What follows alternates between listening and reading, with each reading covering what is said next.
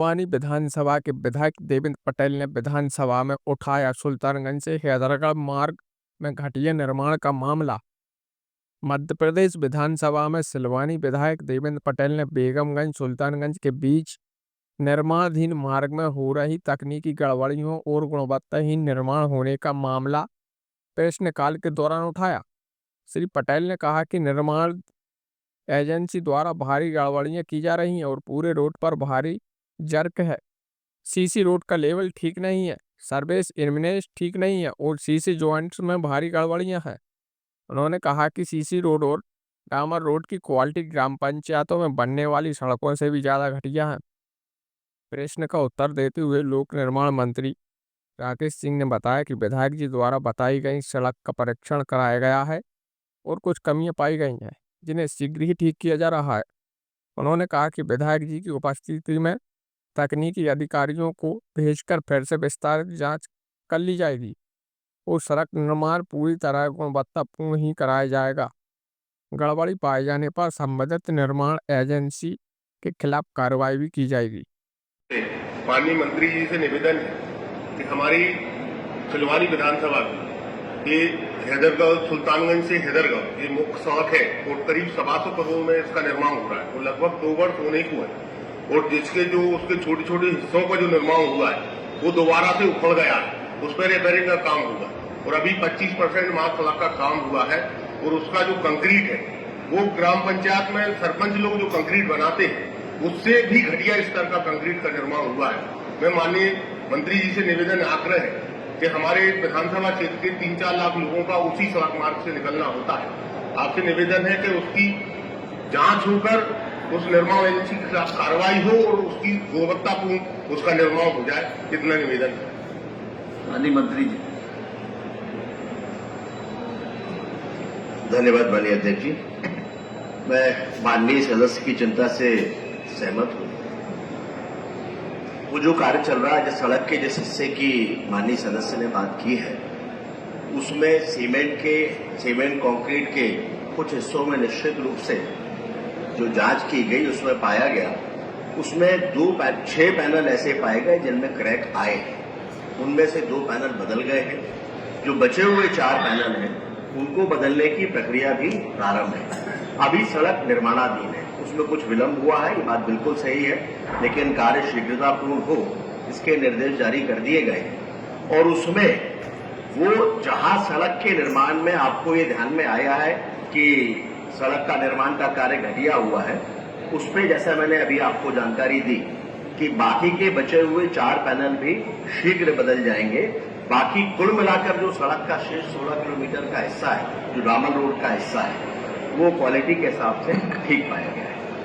माननीय देवेंद्र जी, दूसरा पूरा प्रश्न। माननीय अध्यक्ष महोदय, मेरा मंत्री जी से निवेदन है तो उसमें जो जांच अधिकारी आपके जाएं, कम से कम हम लोगों को बुला कम से कम हम लोग सामने तो बता सकें कि एक गुणवत्ता से यहाँ विहीन काम हो रहा है। इतना निवेदन है कि मंत्री जी इतना निवेदन स्वीकार कर लें और जो जांच के लिए जो अधिकारी जाए हम लोगों को बुला लें और साथ में हम लोग चले जाएं, तो उसका कम से कम ये तो पता लग जाएगा कि सही है गलत। माननीय मंत्री जी,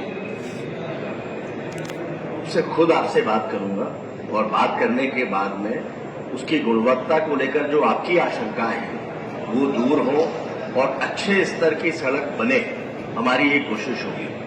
सड़कों के निर्माण को लेकर अगर माननीय अध्यक्ष जी की अनुमति हो तो सदन के सामने कुछ बात भी मैं रखना चाहता हूं। ये बात सही है कि सड़कों को लेकर, उसके निर्माण को लेकर, उसकी प्रक्रिया को लेकर तमाम सदस्यों के मन में समय समय पर आशंकाएं आती हैं और इसलिए कुछ बड़े परिवर्तन करने की भी योजना और प्रयास हमने किए।